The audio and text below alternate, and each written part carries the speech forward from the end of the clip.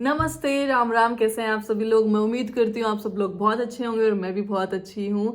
अगर आप मेरे चैनल पे न्यू हैं तो मैं अपना इंट्रोडक्शन दे देती हूँ। मेरा नाम विनती है और मैं जर्मनी में रहती हूँ पिछले 4 साल से। मैं कुछ ऐसे टॉपिक्स के ऊपर वीडियो बनाती हूँ जो कि जर्मनी से रिलेटेड हैं और मैं डेली व्लॉगिंग भी करती हूँ, तो आप वो भी देख सकते हैं। आज हम जिस टॉपिक के ऊपर बात करेंगे वो टॉपिक बहुत ज़्यादा इम्पॉर्टेंट है। यहाँ पे जब बच्चे आते हैं, स्टूडेंट्स आते हैं, तो उनको समझ नहीं आता है कि हम कैसे कैसे अपने डॉक्यूमेंट्स रेडी करवाएं। तो मैं कुछ ऐसे डॉक्यूमेंट्स के बारे में बात करूंगी जो सबसे ज़्यादा इम्पॉर्टेंट है। उन डॉक्यूमेंट्स के बिना आप यहाँ पे सर्वाइव नहीं कर सकते हैं, वो आपको बहुत ज़रूरी है इधर आते ही बनवाने के लिए। तो ऐसे 5-6 चीज़ें हैं जिसके ऊपर हम बात करेंगे। तो हम अपनी वीडियो स्टार्ट करते हैं। So let's start the video.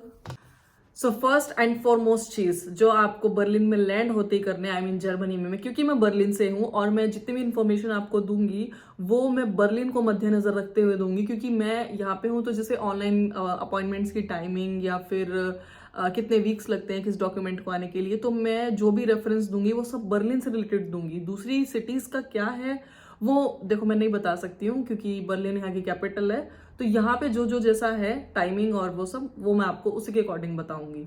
तो सबसे पहली जो चीज है वो है सिम कार्ड। आपको यहाँ पे आते ही, लैंड होते ही फर्स्ट काम ये करना है कि आपको सिम कार्ड लेना है। वो आप एयरपोर्ट से भी ले सकते हैं अगर आपको इतनी जल्दी है लेने की, और वरना घर आए, रेस्ट करें, खाएं पिए थोड़ा बहुत, उसके बाद जाके अपना फर्स्ट काम यही कि आप सिम कार्ड लीजिए। जो आप यहाँ पे एक O2 की सर्विस है, एक नेटवर्क है, वहां से भी जाके ले सकते हैं या फिर किसी भी सुपरमार्केट से भी ले सकते हैं। यहाँ पे इंडिया की तरह नहीं होता है कि आपको अपनी आईडी देनी पड़ेगी। आप रैंडम ले सकते हैं जाके, वो मंथली है, मंथली भी ले सकते हैं और ऐसे लंबे पीरियड के भी ले सकते हैं।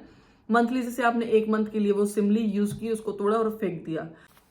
और उस सिम कार्ड को कैसे प्रोसेस करना है वो उसके अंदर एक टूल किट होती है, आप उसको पढ़ सकते हैं और उसको प्रोसेस कर सकते हैं। सिम के लिए यहाँ पे टेलीकॉम, O2 ये सब है। टेलीकॉम सबसे बेस्ट माना जाता है और O2 थोड़ा सा चीप होता है, तो O2 भी आप यूज कर सकते हैं।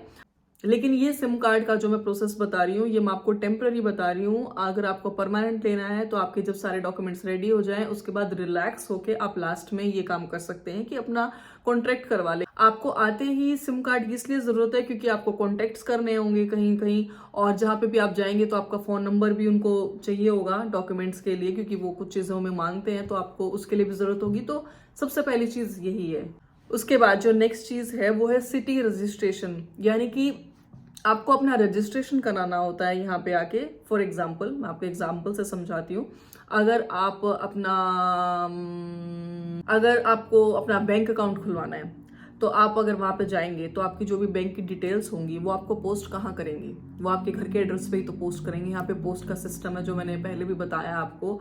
यहाँ पे हर चीज लेटर्स के थ्रू आती है, तो उनको एक आपको एड्रेस देना पड़ेगा कि ये मेरा घर है, आप यहाँ पे पोस्ट कर सकते हैं। आपको पूरा एड्रेस देना होगा, तो वो एड्रेस आपको खुद को रजिस्ट्रेशन करा के ही तो मिलेगा। यहाँ पे एक ऑफिशियल बिल्डिंग है जिसको हम बर्गराउंड बोलते हैं। आप पूरी बर्लिन में किसी भी बर्गराउंड में जाके नहीं, ऑनलाइन होता है ये प्रोसेस। आप ऑनलाइन अपॉइंटमेंट ले सकते हैं।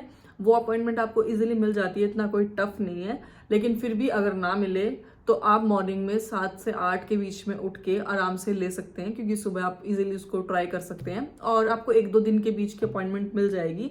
वहां पे जाके आपको खुद को रजिस्टर करना है, तो आपको एक लेटर मिलेगा जो एनमेल्डुंग बोला जाता है, जो आपके हर चीज में आगे जाके लगेगा। क्योंकि अगर आप बैंक अकाउंट खुलवाएंगे या फिर DAK में अपना हेल्थ इंश्योरेंस करवाएंगे या किसी भी हेल्थ इंश्योरेंस में, मेरा DAK है तो इसलिए मेरे मुंह से बार बार DAK ही निकलेगा।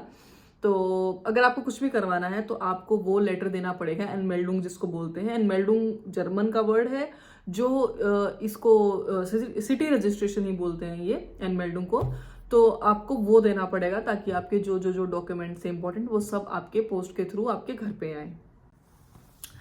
Second point is bank account. आपको सेकेंड जो काम करना है आफ्टर एनमेल्डुंग, वो बैंक अकाउंट खुलवाना है आपको अपना। वो आप कोई भी चूज कर सकते हैं और कोई भी बैंक अकाउंट आपके एनमेल्डुंग के बिना नहीं ओपन होगा। तो आपको फर्स्ट एनमेल्डुंग कराना है और उसके बाद, क्योंकि वो बैंक डिटेल्स आपके घर पे भेजेंगे।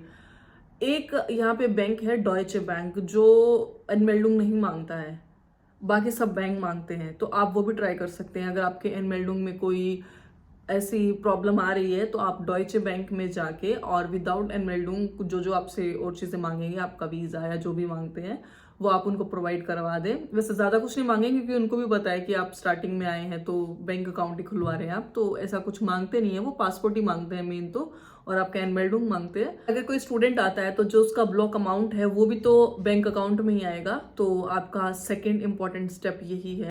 उसके बाद जो थर्ड पॉइंट है ये स्टूडेंट्स के लिए है। अगर आप एज अ स्टूडेंट आ रहे हैं यहाँ पे, अगर तो आपके पास एनरोलमेंट सर्टिफिकेट है यूनिवर्सिटी का, कुछ पब्लिक यूनिवर्सिटीज आपको पहले ही प्रोवाइड करवा देती है। जब आप इंडिया में ही होते हैं तब तक इधर आए भी नहीं होते हैं, कुछ यूनिवर्सिटीज प्रोवाइड नहीं करवाती हैं जो प्राइवेट यूनिवर्सिटी होती हैं।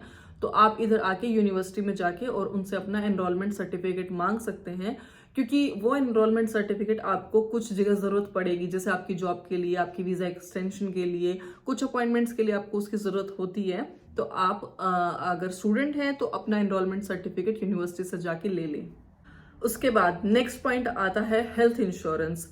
यहाँ पे जर्मनी में हेल्थ इंश्योरेंस कंपलसरी है हर किसी का, वो चाहे स्टूडेंट है, वो चाहे बड़ा है, वो चाहे बूढ़ा है, हर किसी का हेल्थ इंश्योरेंस है। क्योंकि यहाँ पे आपका हेल्थ इंश्योरेंस कार्ड बनता है। आप कहीं पे भी बीमार होते हैं, कोई बीमारी कुछ भी है आपके पास, आपको बुखार जुकाम खांसी कुछ भी है, आपको जब भी डॉक्टर के पास जाना है तो अपना हेल्थ इंश्योरेंस कार्ड उनको देना, वो स्वाइप करेंगे, आपके पैसे हेल्थ इंश्योरेंस पे करेगा। लेकिन उसके लिए बदले में आपको हर मंथ पैसे कटवाने होते हैं। अगर आप स्टूडेंट हैं तो आपके पैसे थोड़े कम कटते हैं मंथली, अगर और उम्र वाइज भी होता है ये। अगर आप 23 से बिलो हैं तो कम है, 23 और 30 के बीच में कुछ एक अमाउंट है, 30 के अगर अबव है तब तो बहुत ज़्यादा कटता है। और अगर आप स्टूडेंट हैं अलग कटता है, विदाउट स्टूडेंट नॉर्मल अगर आप जॉब कर रहे हैं तो डिफरेंट अमाउंट होता है। मतलब हर किसी का अलग अलग होता है। एक ऑप्शन भी होता है अगर आपको मंथली डिडक्ट करवाने हैं तो वो भी आप ऑप्शन चूज कर सकते हैं। एक 6 मंथ का भी होता है कि आपको 6 मंथ के इकट्ठे कटवा दो, टेंशन खत्म, फिर नेक्स्ट 6 मंथ के कटवा दो, ऐसे भी कर सकते हैं आप। लेकिन ये जो प्रोसेस है 6 मंथ वाला, मुझे नहीं लगता कोई भी चूज करता है, मैंने किसी को नहीं सुना चूज किए हुए, क्योंकि मंथली ठीक रहता है। 6 मंथ बहुत लंबा पीरियड हो जाता है और बहुत बड़ा अमाउंट हो जाता है, पे करना टफ हो जाता है एक स्टूडेंट के लिए। एक इंपॉर्टेंट पॉइंट मैं आपको बताती हूँ हेल्थ इंश्योरेंस से रिलेटेड। अगर आप इंडिया में हैं और अगर अक्टूबर से आपका वीजा स्टार्ट हो गया है, लेकिन किसी कारणवश आप यहाँ पे फ्लाई नहीं कर पा रहे हैं, अगर आपकी फ्लाइट नवंबर में है या दिसंबर में है, तो आप ये मत सोचना कि आपका हेल्थ इंश्योरेंस नवंबर दिसंबर से कटेगा। नहीं, जिस दिन से आपका वीजा स्टार्ट हुआ है उस दिन से ही आपका हेल्थ इंश्योरेंस कटना स्टार्ट हो जाएगा। और वो अब आप सोच रहे होंगे कि कटेगा कैसे, हमारा तो बैंक अकाउंट ही नहीं खुला है।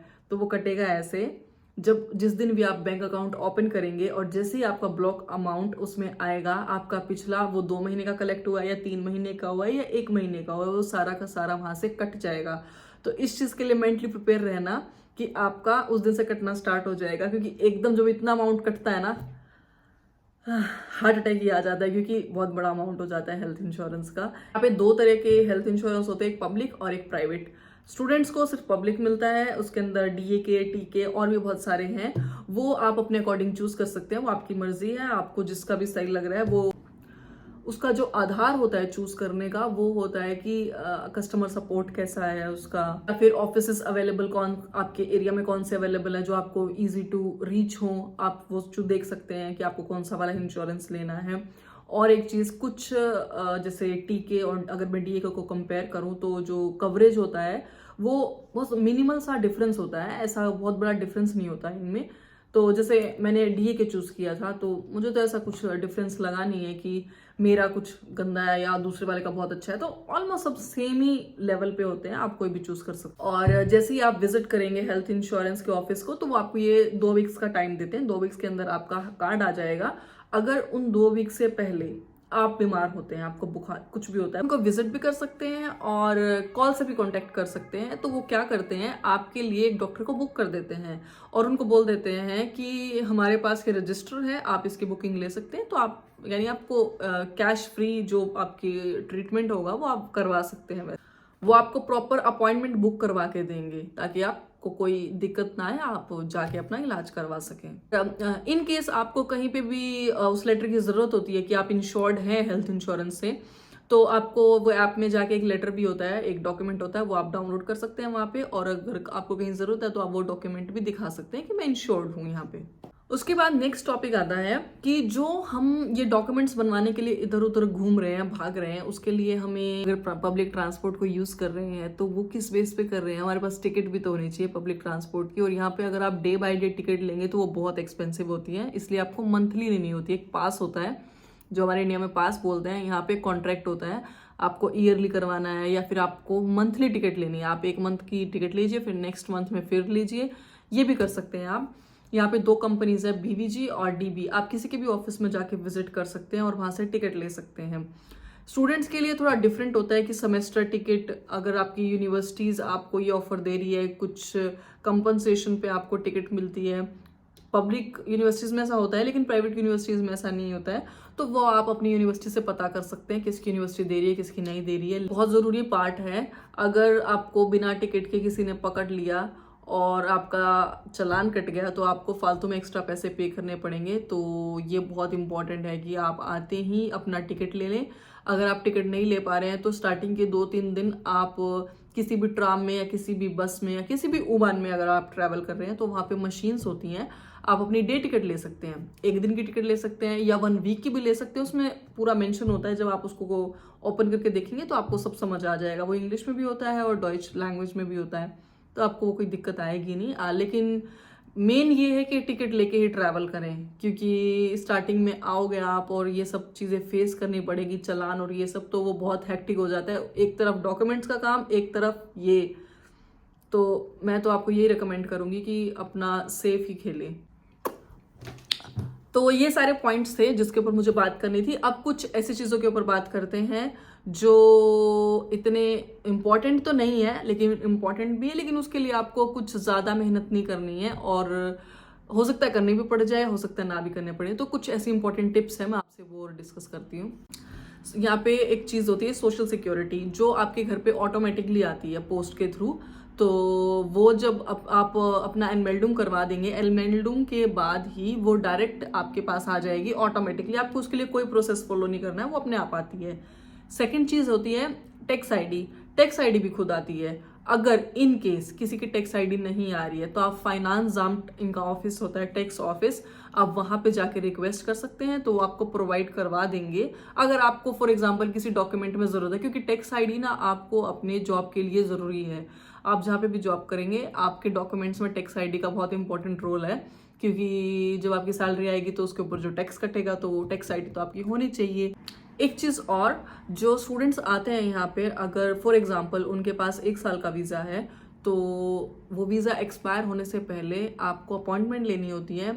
अगर मान लो मैं जनवरी में इधर लैंड कर रही हूँ तो मैं मार्च या अप्रैल में अपना अपॉइंटमेंट लेना स्टार्ट कर दूंगी, क्योंकि उस अपॉइंटमेंट में आजकल बहुत ज़्यादा डिले चल रहा है। अपने अपॉइंटमेंट जल्दी से जल्दी ले लें ताकि जब आपकी एक्सपायरिंग आए आपको उस टाइम इतनी टेंशन ना हो। तो आपको क्या करना है, 2-3 महीने इधर रुक के उसके बाद अपना स्टार्ट कर दें अपॉइंटमेंट लेने के लिए। और आप अपनी अपॉइंटमेंट आपको कैसे मिलती है, अगर आपका वीज़ा एक्सपायर होने वाला है तो उससे 4 वीक बिफोर मिलेगी, या मैक्स से मैक्स 8 वीक्स बिफोर, इससे पहले नहीं मिलेगी। तो अपना अपॉइंटमेंट लेके और आराम से बैठें ताकि आपको उस टाइम स्ट्रगल ना करना पड़े। तो यहाँ पे मैं स्टूडेंट्स की बात कर रही हूँ कि स्टूडेंट्स के लिए क्या क्या कंडीशंस हैं। अगर आपका वीज़ा एक्सपायर होने वाला है और जैसे कि मैंने बताया आपने अपॉइंटमेंट ले भी ली है, तो आपको किस किस डॉक्यूमेंट की वहाँ पे ज़रूरत होती है। आपका एनमेल्डुम फर्स्ट चीज़, सेकेंड आपका बैंक की डिटेल लास्ट के 6 मंथ की या फिर 3-4 मंथ्स की भी चल सकती है। उसके बाद आपका स्टूडेंट जो आपका एनरोलमेंट सर्टिफिकेट है वो आप किस यूनिवर्सिटी में है तो वो सर्टिफिकेट चाहिए। 4th चीज़, अगर आपके पास जॉब है तो आपका जॉब का कॉन्ट्रैक्ट, और अगर आपके पास जॉब नहीं है तो आपका ब्लॉक अमाउंट कंफर्मेशन। बेसिकली क्या है उनका मतलब कि आपके पास इतना अमाउंट होना चाहिए या फिर करंट में आप इतना अमाउंट आप अर्न कर रहे हैं कि आप अपना सर्वाइव कर सकें यहाँ पे। अगर आप सर्वाइव नहीं कर सकते हैं तो वो थोड़ा सा प्रॉब्लम क्रिएट कर सकते हैं। तो मेरा मेन मोटिव ये है कि आप अपनी अपॉइंटमेंट ले लें 4-5 मंथ बिफोर द एक्सपायरिंग। तो ये सारी चीज़ें हैं जो मुझे बात करनी थी, और इन सारी चीज़ों के होने के बाद आप अपनी जॉब स्टार्ट करें। और अगर आपको किसी भी चीज़ का लिंक चाहिए और आपको ज़रूरत है किसी भी लिंक की, मैं एनमेल्डुम का लिंक तो आपको डिस्क्रिप्शन में मेंशन कर दूंगी। उसके अलावा अगर कोई चाहिए है, वैसे तो मुझे लगता नहीं किसी चीज़ की ज़रूरत होगी, लेकिन अगर फिर भी किसी को ज़रूरत है तो आप कमेंट में मेंशन कर सकते हैं, मैं आपको लिंक भी प्रोवाइड करवा दूंगी। आपको इन सारे पॉइंट्स के बाद भी कुछ भी डाउट है तो आप कमेंट करके मुझसे पूछ सकते हैं। और अगर आपको मेरी वीडियो अच्छी लगी हो तो वीडियो को लाइक शेयर एंड सब्सक्राइब ज़रूर करें। मिलते हैं आपसे एक नई वीडियो में, तब तक के लिए बाय।